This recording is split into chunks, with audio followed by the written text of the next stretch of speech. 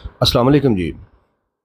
ये जो कुरान है इसको रोज़ आए रोज़ मैं भी सुनाता हूँ और बहुत से लोग सुनाते हैं इस कुरान को। जब से हमने होश संभाली है हमने यही सुना है, कुरान एक मुक़द्दस किताब है, अल्लाह का कलाम है, बहुत पाक है।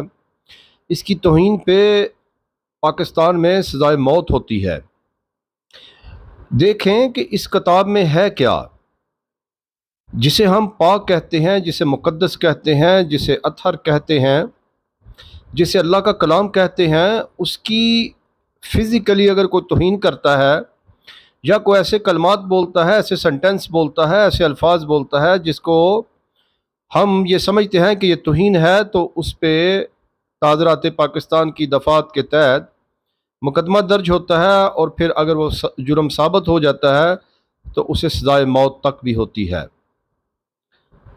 लेकिन इस कलाम की कितनी अहमियत है, इस पे ज़रा बात करते हैं।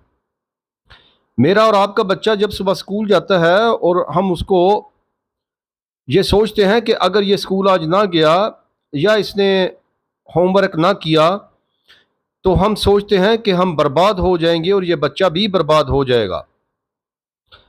इस खौफ से, इस डर से, उसकी बर्बादी के खौफ से हम उसे होमवर्क भी कराते हैं और सुबह गर्मी में, सर्दी में, जिस जिस मौसम में भी वो सोया होता है, हम उसे उठाते हैं और उसको, मासूम सी जान को हम स्कूल भेजते हैं ताकि उसका मुस्तकबिल बर्बाद ना हो जाए।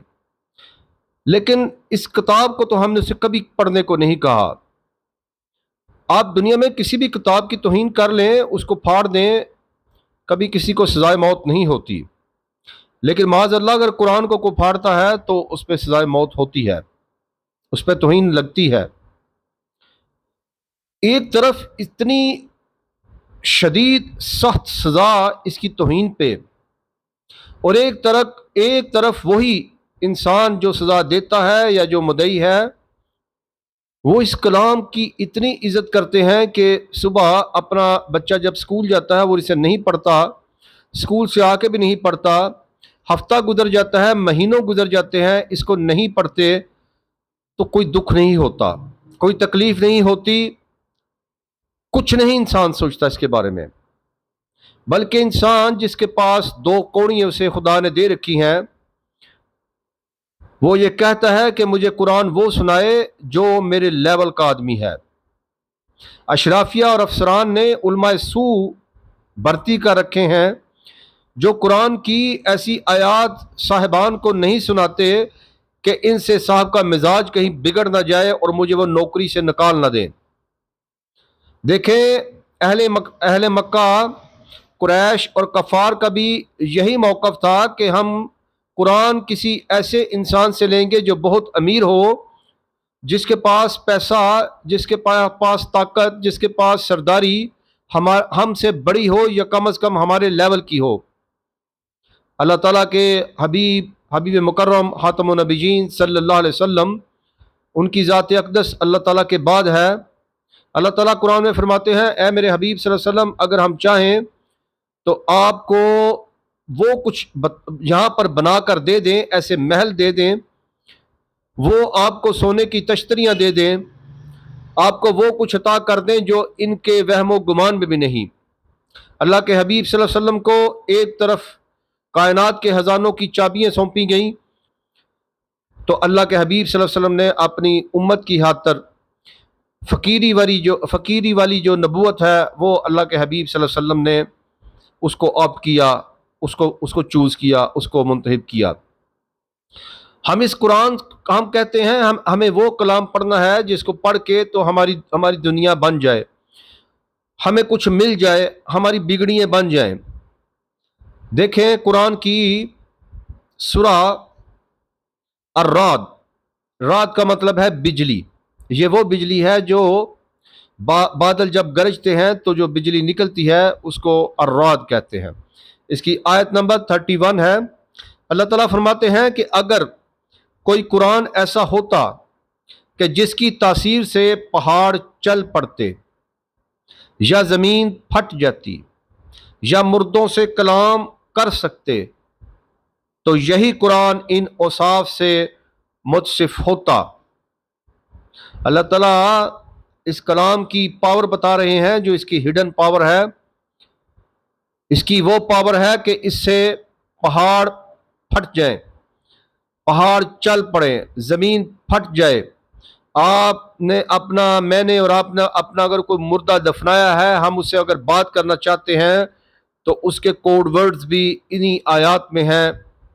ہم وہاں پہ قبر پہ جا کے بولیں تو وہ ہم سے بات بھی کر سکتا ہے، لیکن یہ سب اللہ کے اذن سے ممکن ہے. اللہ کے اذن کے بغیر یہ ممکن نہیں ہے. اللہ تعالیٰ یہ فرماتے ہیں کہ یہ سب باتیں اللہ کے اختیار میں ہیں. اس سے آگے بہت خطرناک بات ہے.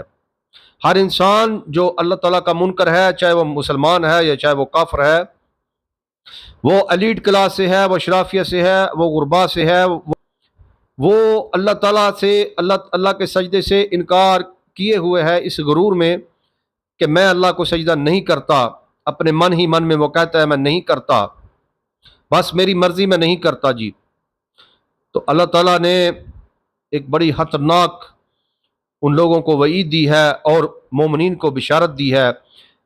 یہ قرآن کی ان آیات میں سے ہے جس کو ہر عام آدمی سمجھ نہیں سکتا. اللہ تعالیٰ فرماتے ہیں تو کیا مومنوں کو اس سے اطمینان نہیں ہوا کہ اگر اللہ چاہتا تو سب لوگوں کو ہدایت دے دیتا، سب لوگوں کو سیدھے راستے پر چلا دیتا. اس سے نتیجہ یہ نکلا کہ جو لوگ اللہ تعالیٰ کا نام جپ رہے ہیں، جو اللہ تعالیٰ کو سجدہ کر رہے ہیں، جو اللہ تعالیٰ کے راستے پر، اللہ کے حبیب صلی اللہ علیہ وسلم کے راستے پر چل رہے ہیں، وہ اللہ کے کرم سے ہے. ان کی اپنی کوئی کوشش نہیں، کوئی محنت نہیں. ان کی محنت، ان کی کوشش اللہ کی توفیق سے ہوئی ہے. اور اللہ تعالیٰ فرما رہے ہیں کہ یہ جو متکبر ہیں، جن کی گردنوں میں سریے پڑے ہیں، جو ہماری یاد سے منہ موڑے ہوئے ہیں، وہ یہ سمجھ رہے ہیں کہ ہم نے اللہ کو چھوڑا ہے. حقیقت میں تیرے رب نے ان کو چھوڑ رکھا ہے. وہ بد نصیب ہیں، بدبخت ہیں. وہ اس تکبر میں ہے کہ انہوں نے اللہ کو چھوڑا ہے. در حقیقت اللہ چاہتا نہیں کہ انہیں ہدایت آئے. اس کا جواب قرآن میں موجود ہے. ملحد اس چیز کو لے کر بڑی چیخیں مارتے ہیں کہ اگر کسی انسان کے مقدر میں ہدایت نہیں تو پھر ٹھیک ہے، ہم کیوں کریں. اللہ تعالیٰ ایک اور جگہ قرآن میں یہ فرماتا ہے کہ اللہ اگر ان میں ہدایت کی چاہت دیکھتا، کرنٹ دیکھتا تو انہیں ہدایت دیتا، کیونکہ ان میں کرنٹ ہی نہیں، انہیں اللہ کی ضرورت ہی نہیں. اس لیے اللہ بھی متکبر ہے، اللہ انہیں ہدایت نہیں دیتا. اس کے بعد سورہ حشر ہے، اس کی آیت نمبر 21. اللہ تعالیٰ فرماتے ہیں کہ اگر ہم یہ قرآن کسی پہاڑ پر نازل کرتے تو تم اس کو دیکھتے کہ اللہ کے خوف سے وہ دب جاتا، وہ پہاڑ پھٹ جاتا. اللہ تعالیٰ فرماتے ہیں یہ مثالیں، یہ باتیں ہم ان لوگوں کے لیے بیان کر رہے ہیں تاکہ وہ ڈریں، غور و فکر کریں. اللہ تعالیٰ فرما رہے ہیں کہ اس قرآن میں وہ سب چیزیں ہیں جن کا انسان تصور کرتا ہے.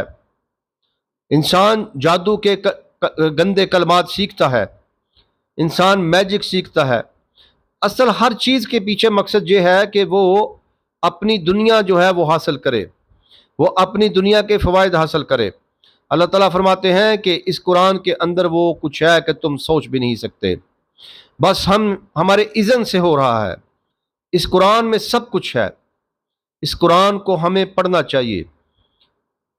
انبیاء علیہ الصلوۃ والسلام سے لے کے آج تک مجھے اور آپ کو لوگ کہہ کر تھک چکے ہیں کہ قرآن پڑھیں، قرآن پڑھیں، اس کو عزت دیں، لیکن بہت کم لوگ ہیں جو اس کلام کو عزت دے رہے ہیں.